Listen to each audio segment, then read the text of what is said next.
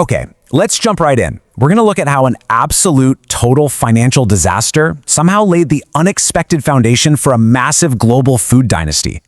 I mean, usually when someone loses literally everything, we kind of just assume that's the end of their story, right? But today, we're unpacking a historical turnaround that completely flips our understanding of success and failure right on its head. We're diving into an explainer on how hitting absolute rock bottom wasn't the final chapter at all. Actually, it was the essential first ingredient in building a billion-dollar empire. It's a pretty wild question when you think about it. How in the world does complete financial ruin build a global empire? Well, we're exploring the incredible story of Edmund McIlhenny, looking at how losing nearly everything can, sometimes anyway, be the ultimate catalyst for unimaginable success. You know, it is so easy to look at a massive global brand today and just assume, oh, they must have had endless resources, perfect timing, and just unshakable financial backing. But McIlhenny's story? It tells a completely different tale. It shows us that sometimes the crushing pressure of a total financial collapse is exactly what's needed to force true innovation. To really wrap our heads around this journey, we have to start at the absolute lowest point for a man who is facing a completely uncertain future. Just picture this. Imagine being a highly successful professional. You're a banker. Your entire identity, your livelihood, it's all tied up in managing money, assessing risk, and building wealth. Now, imagine watching every single ounce of that stability just vanish. Poof, gone. McIlhenny wasn't just dealing with a little bump in the road. His career was utterly decimated. He was standing at the edge of this incredibly daunting precipice, looking out at a life that, frankly, no longer made any sense.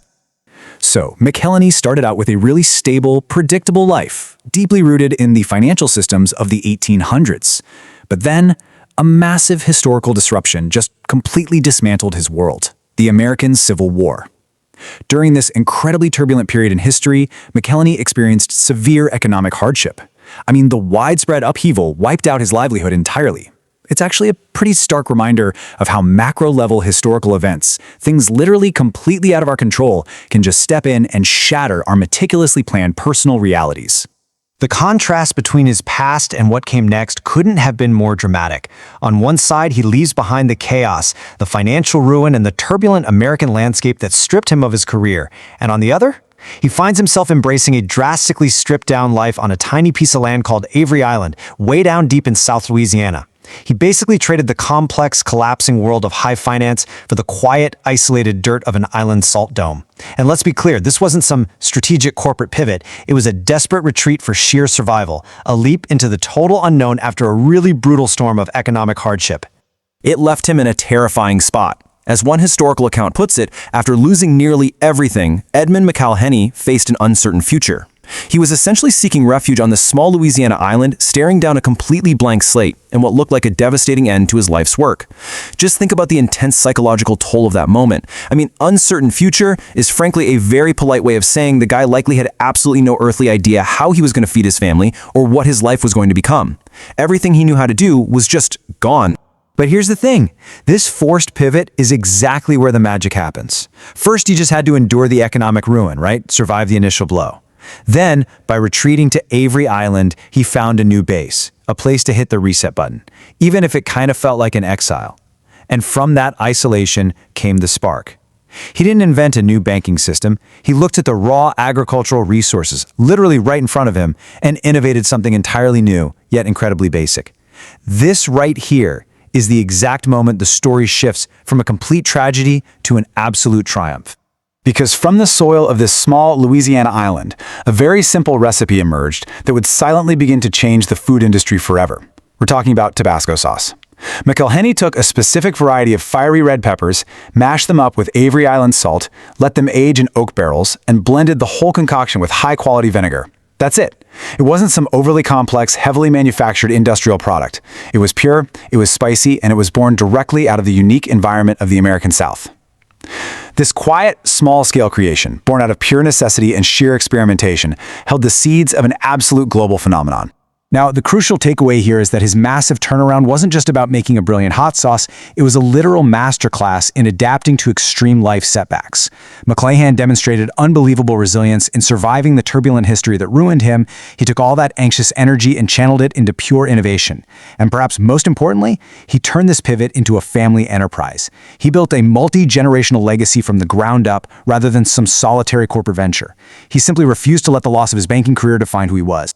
And that simple act of survival, it birthed a $1 billion dynasty. Let that sink in for a second. From a ruined banker hiding out on an island, messing around with a simple, spicy recipe, to a $1 billion global empire. It's almost incomprehensible. This isn't just a quaint little story about a man making a nice condiment for his buddies. It's the origin story of a massive financial juggernaut. It just proves that the foundation of a $1 billion enterprise doesn't always look like a sleek, glass-walled boardroom. Sometimes, it looks like a desperate retreat to the deep south. The sheer magnitude of what Mulhenny achieved is just staggering when you look at the scale of the transition. What started quietly as a family enterprise, literally packaging sauce and discarded cologne bottles because of severe economic hardship, miraculously transformed into a global brand recognized in over 195 countries and territories. It's the ultimate contrast.